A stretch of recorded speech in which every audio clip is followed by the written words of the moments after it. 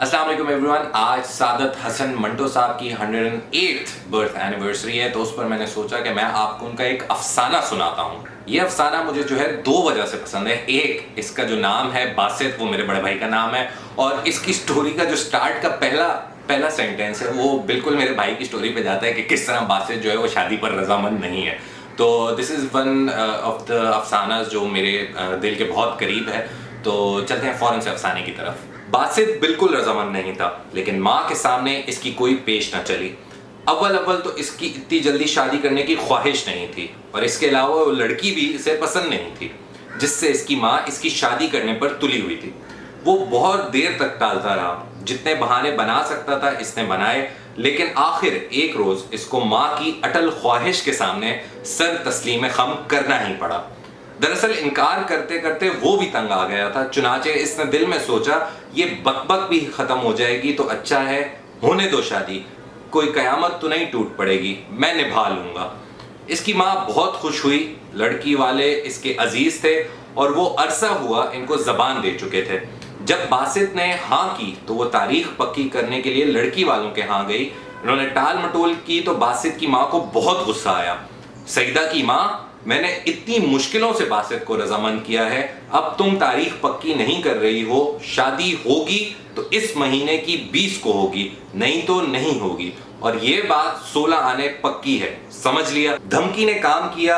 लड़की की माँ बिलाखिर राजी हो गई। सब तैयारियां मुकम्मल हुई। 20 को दुल्हन घर में थी। बासित को वो पसंद नहीं थी, लेकिन वो इसके साथ निभाने का फैसला कर चुका था। चुनाचे वो इससे बड़ी मोहब्बत से पेश आया।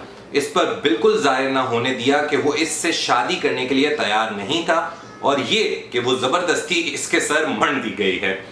नई दुल्हनें आमतौर पर बहुत शर्मीली होती हैं, लेकिन बासित ने महसूस किया कि सईदा जरूरत से ज्यादा शर्मीली है।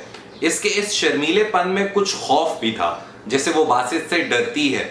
शुरू में बासित ने सोचा कि ये चीज दूर हो जाएगी, मगर वो बढ़ती ही गई। बासित ने इसको चंद रोज के लिए मैके भिजवा दिया। वापस आई तो इसका खौफ आलूद शर्मीलापन एक हद तक दूर हो चुका था। बासित ने सोचा एक दो मर्तबा और मैके जाएगी तो ठीक हो जाएगी, मगर इसका यह कयास गलत निकला। सईदा फिर खौफजदा रहने लगी। बासित ने एक रोज इससे पूछा, सईदा तुम डरी डरी क्यों रहती हो? सईदा सुनकर चौंकी। नहीं तो। बासित ने इससे बड़े प्यार भरे लहजे में कहा, आखिर बात क्या है? खुदा की कसम मुझे बड़ी उलझन होती है। किस बात का डर है तुम्हें?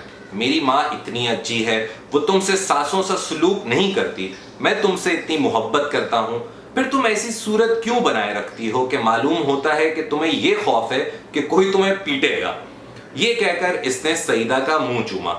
सईदा खामोश रही। इसकी आंखें अलबत्ता और ज्यादा खौफजदा हो गईं।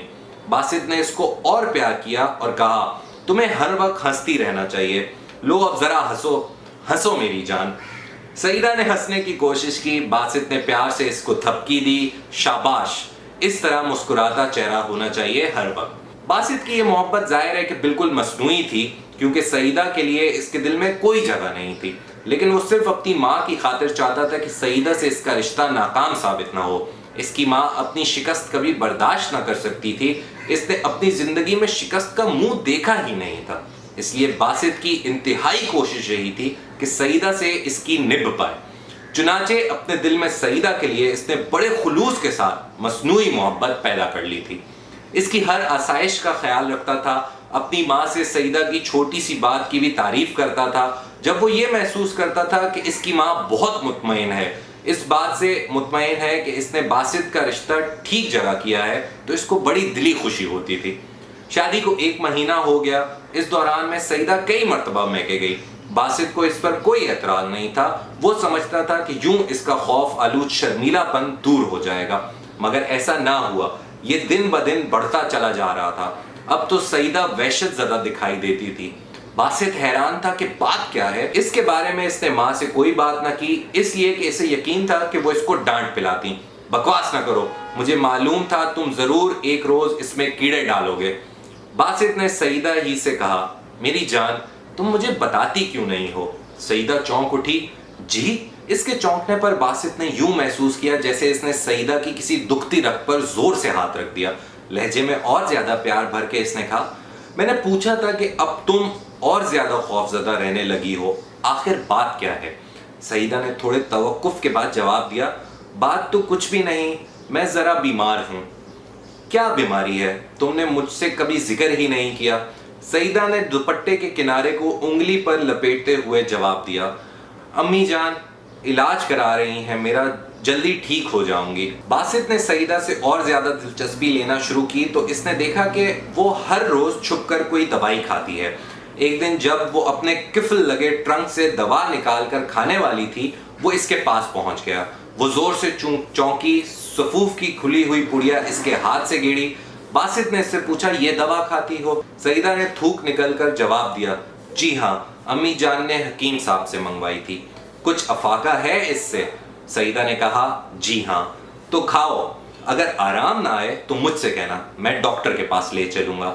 सईदा ने पुड़िया फर्श पर से उठाई और सर हिलाकर कहा, जी अच्छा। बासित चला गया। इसने सोचा, अच्छा है कोई इलाज तो हो रहा है, खुदा करे अच्छी हो जाए। मेरा ख्याल है ये डरो कुछ नहीं, बीमारी है, दूर हो जाएगी इंशाअल्लाह। इसने सईदा की इस बीमारी का अपनी माँ से पहली बार जिक्र किया तो कहने लगी, बकवास है, खुदा के फजलो करम से अच्छी भली है, क्या बीमारी है इसे? बासित ने कहा, मुझे क्या मालूम अम्मी जान, ये तो सईदा ही बता सकती है आपको। बासित की माँ ने बड़ी बेपरवाही से कहा, मैं पूछूंगी इससे। जब सईदा से दरियाफ्त किया तो इसने जवाब दिया, कुछ नहीं खाला जान, सर में दर्द रहता था, अम्मी जान ने हकीम साहब से दवा मंगा दी थी। असल में बासित साहब बड़े वहमी हैं, ये हर वक्त कहते रहते हैं कि तुम डरी डरी सी दिखाई देती हो। मुझे डर किस बात का होगा भला? बासित की माँ ने कहा, बकवास करता है, तुम इसकी फजूल बातों का ख्याल ना किया करो। चंद रोज के बाद बासित ने महसूस किया कि सईदा बहुत ही ज्यादा घबराई हुई है। इसका इस्तिराब इसके रुएं रुएं से जाहिर होता था। शाम के करीब इसने बासित से कहा, अम्मी जान से मिलने को जी चाहता है, मुझे वहां छोड़ आइए। बासित ने जवाब दिया, नहीं सईदा, आज तुम्हारी तबीयत ठीक नहीं है। सईदा ने इसरार किया, आप मुझे वहां छोड़कर आइए, ठीक हो जाऊंगी। बासित ने इनकार कर दिया, वहां तबीयत ठीक हो सकती है तो यहां भी ठीक हो सकती है, जाओ आराम से लेट जाओ। बासित की माँ आ गई। बासित ने इससे कहा, अम्मी जान देखिए सईदा जिद कर रही है, तबीयत इसकी ठीक नहीं, कहती है मुझे अम्मी जान के पास ले चलो। बासित की माँ ने बड़ी बेपरवाही से कहा, कल चली जाना सईदा। सईदा ने और कुछ ना कहा, खामोश होकर बाहर सहन में चली गई। थोड़ी देर के बाद बासित बाहर निकला। सईदा सहन में नहीं थी। इसने उधर उधर तलाश किया मगर वो ना मिली। बासित ने सोचा ऊपर कोठे पर होगी। ऊपर गया तो गुसल खाने का दरवाजा बंद था। खटखटाकर इसने आवाज दी, सईदा। कोई जवाब ना मिला तो फिर पुकारा, सईदा। अंदर से बड़ी नहीफ आवाज आई, जी। बासित ने पूछा, क्या कर रही हो? और ज्यादा नहीफ आवाज आई, नहा रही हूं। बासित नीचे आ गया। सईदा के बारे में सोचता सोचता बाहर गली में निकला। मूरी की तरफ नजर पड़ी तो इसमें खून ही खून था और ये खून इस गुसल खाने से आ रहा था जिसमें सईदा नहा रही थी। बासित के जहन में ऊपर तले कई ख्यालात औंधे सीधे गिरे। फिर ये गिरदान शुरू हो गई, दवा, खून, खून, दवा, डर, दवा, खून, डर। फिर इसने आहिस्ता आहिस्ता सोचना शुरू किया। सईदा की माँ शादी की तारीख पक्की नहीं करती थी। इसने कहा था 1-2 महीने ठहर जाओ। सईदा का बार बार अपनी माँ से मिलने जाना, इसका हर वक्त खौफजदा रहना, दवा खाना और ख़ास तौर पर आज बहुत ही ज़्यादा वहशत ज़दा रहना। बासित सारा मामला समझ गया। सईदा पेट से थी। जब वो दुल्हन बनकर इसके पास आई थी, इसकी माँ की ये कोशिश थी कि हमल गिर जाए। चुनाचे आज वो चीज़ हो गई। बासित ने सोचा, क्या मैं ऊपर जाऊं, सईदा को देखूं, अपनी माँ से बात करूं? माँ का सोचा तो इसको ख्याल आया कि वो ये सदमा बर्दाश्त नहीं कर सकेगी। वो अपने बेटे की आंखों में जलील होना कभी गवारा नहीं करेगी। जरूर कुछ खाकर मर जाएगी। वो कोई फैसला ना कर सका। अपने कमरे में चला गया और सर पकड़कर बैठ गया। कई बार इसको सईदा का ख्याल आया कि वो खुदा मालूम किस हालत में होगी। इसके जिस्म पर, इसके दिलो दिमाग पर क्या कुछ बीता होगा और क्या बीत रहा होगा। कैसे इतना बड़ा राज छुपाएगी? क्या लोग पहचान नहीं जाएंगे कि जूं जूं वो सईदा के बारे में सोचता, इसके दिल में हमदर्दी का जज्बा बढ़ता जाता और इसको सईदा पर तरस आने लगा। बेचारी मालूम नहीं बेहोश पड़ी है या होश में है। ہوش میں بھی ہے، اس پر جانے کیا گزری ہوگی، کیا وہ نیچے آ سکے گی۔ تھوڑی دیر بعد وہ اٹھ کر صحن میں گیا تو سیدہ نیچے آئی۔ اس کا رنگ بے حد زرد تھا، اتنا زرد کہ وہ بالکل مردہ معلوم ہوتی تھی، اس سے بمشکل چلا جاتا تھا۔ ٹانگیں لڑکھڑا رہی تھیں، کمر میں جیسے جان ہی نہیں تھی۔ باسط نے اس کو دیکھا تو اس پر بہت ترس آیا، اندر سے برقع اٹھایا اور اس سے کہا چلو میں تمہیں چھوڑ آؤں۔ سیدہ نے بہت ہمت سے کام لیا، باسط کے ساتھ چل کر باہر سڑک تک آ گئی۔ باسط نے تانگا لیا اور اس کو اس کی ماں کے پاس چھوڑایا۔ جب باسط کی ماں نے اس سے پوچھا کہ سیدہ کہاں ہے، باسط نے جواب دیا ضد کرتی تھی، میں اسے چھوڑ آیا ہوں۔ باسط کی ماں نے اس کو ڈانٹا، بکواس کرتے ہو، ضد کرنے دی ہوتی تم اسی طرح اس کی عادتیں خراب کرو گے اور پھر مجھ سے کہو گے کہ میں نے غلط جگہ تمہارا رشتہ کیا تھا۔ باسط نے کہا نہیں امی جان، سیدہ بہت اچھی لڑکی ہے۔ اس کی ماں مسکرائی، میں نے تم سے نہیں کہا تھا کہ وہ بہت نیک لڑکی ہے، تم اسے ضرور پسند کرو گے۔ پھر تھوڑی دیر چھالیاں کاٹنے کے بعد ایک دم باسط سے مخاطب ہوئی، اور ہاں باسط، یہ اوپر غسل خانے میں خون کیسا تھا؟ باسط سٹ پٹا گیا، وہ کچھ نہیں امی جان، میری نکسیر پھوٹی تھی۔ ماں نے بڑے غصے کے ساتھ کہا کم بخت گرم چیزیں نہ کھایا کرو، جب دیکھو جیبیں مونگ پھلی سے بھری ہوتی ہیں۔ باسط کچھ دیر اپنی ماں کے ساتھ باتیں کرتا رہا۔ وہ اٹھ کر کہیں گئی تو باسط اوپر غسل خانے میں گیا، پانی ڈال کر اس کو اچھی طرح صاف کیا۔ اس کے دل کو اس بات کا بڑا اطمینان تھا کہ اس نے اپنی ماں سے سیدہ کے متعلق کوئی بات نہیں کی، اور نہ اس نے سیدہ پر یہ ظاہر ہونے دیا کہ وہ اس کا راز جانتا ہے۔ وہ دل میں فیصلہ کر چکا تھا کہ سیدہ کا راز ہمیشہ اس کے سینے میں دفن رہے گا۔ وہ کافی تکلیف اٹھا چکی تھی۔ باسط کے خیال کے مطابق اس کو اپنے کیے کی سزا مل چکی تھی، مزید سزا دینے کا کوئی فائدہ نہیں۔ خدا کرے وہ جلد تندرست ہو جائے، اب اس کے چہرے پر وہ الجھن پیدا کرنے والا خوف نہیں رہے گا۔ وہ یہ سوچ ہی رہا تھا کہ نیچے سے اس کی ماں کی چیخ کی آواز آئی۔ باسط لوٹا رکھ کر دوڑا، نیچے گیا، سب کمرے دیکھے، دیوڑی میں گیا تو اس کی ماں فرش پر اوندھی پڑی تھی، مردہ۔ اس کے سامنے کوڑے والی لکڑی کے بکس میں ایک چھوٹا، بہت ہی چھوٹا سا نامکمل بچہ کپڑے میں لپٹا پڑا تھا۔ باسط کو بے حد صدمہ ہوا۔ اس نے پہلے اس بچے کو اٹھایا، کپڑے میں اچھی طرح لپیٹا اور اندر جا کر بوٹ کے خالی ڈبے میں بند کر دیا۔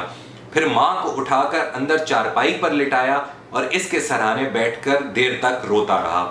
سیدہ کو اطلاع پہنچی تو اس کو اپنی ماں کے ساتھ آنا پڑا۔ وہ اس طرح زرد تھی، پہلے سے زیادہ نڈھال۔ باسط کو بہت ترس آیا۔ اس نے کہا سیدہ، جو اللہ کو منظور تھا ہو گیا، تمہاری طبیعت ٹھیک نہیں، رونا بند کرو اور جاؤ اندر لیٹ جاؤ۔ اندر جانے کے بجائے سیدہ دیوڑی میں گئی۔ جب واپس آئی تو اس کا چہرہ ہلدی کی طرح زرد تھا۔ باسط خاموش رہا۔ سیدہ نے اس کی طرف دیکھا، اس کی آنکھوں میں آنسو تھے۔ یہ آنسو صاف بتا رہے تھے کہ وہ باسط کا شکریہ ادا کر رہی ہے۔ باسط نے اسے بڑے پیار سے کہا زیادہ رونا اچھا نہیں سیدہ، جو خدا کو منظور تھا ہو گیا۔ دوسرے روز اس نے بچے کو نہر کے کنارے گڑھا کھود کر دفنا دیا۔